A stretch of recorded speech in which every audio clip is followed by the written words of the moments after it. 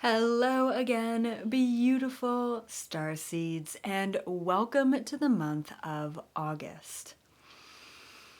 Okay, so this month, what I've channeled is kind of twofold.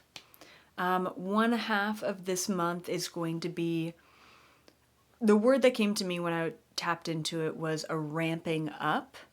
But another word that's a little bit more eloquent, I would say, is an acceleration.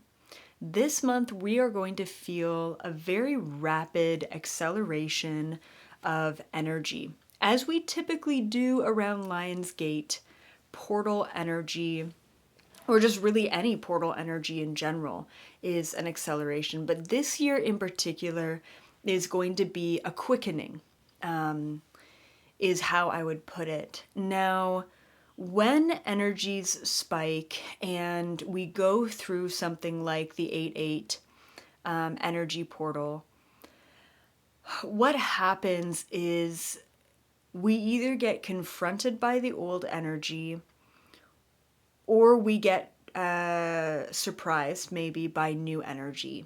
But it is this division between old and new. And the reason why is as we raise our vibration, and I'm sure you've heard this before, anything that does not match that higher vibration will come to the surface to release.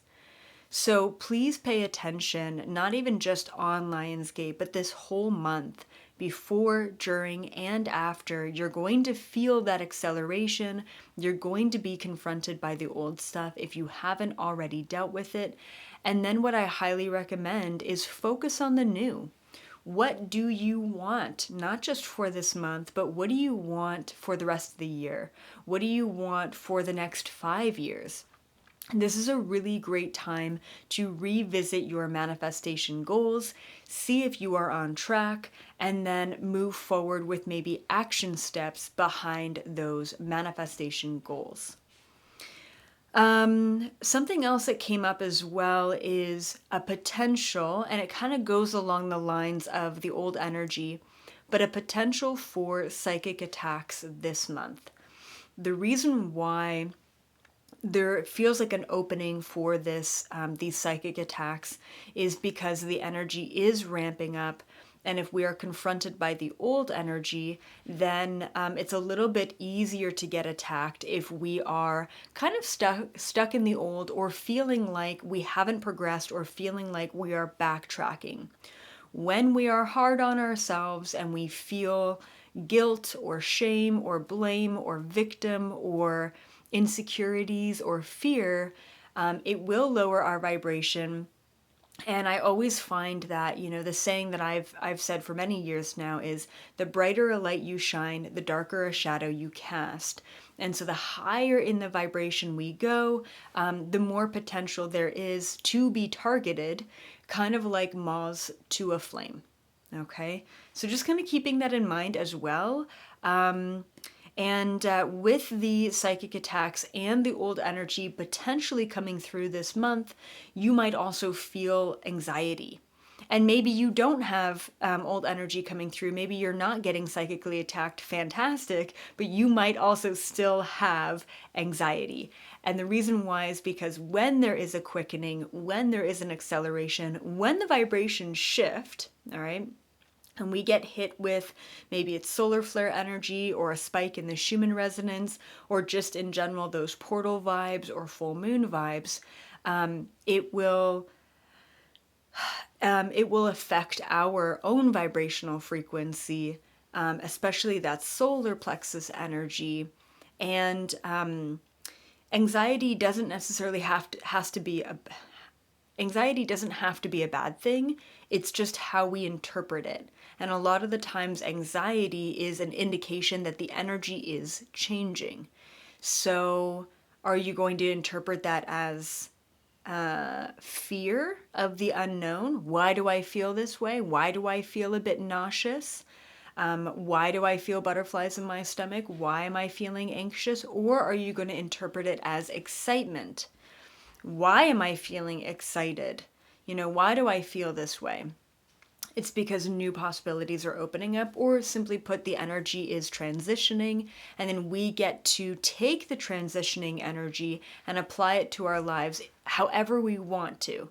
And it's up to us to apply it in a positive way and work with that manifestation energy, or apply it in a negative way and get sucked back into the old energy once again.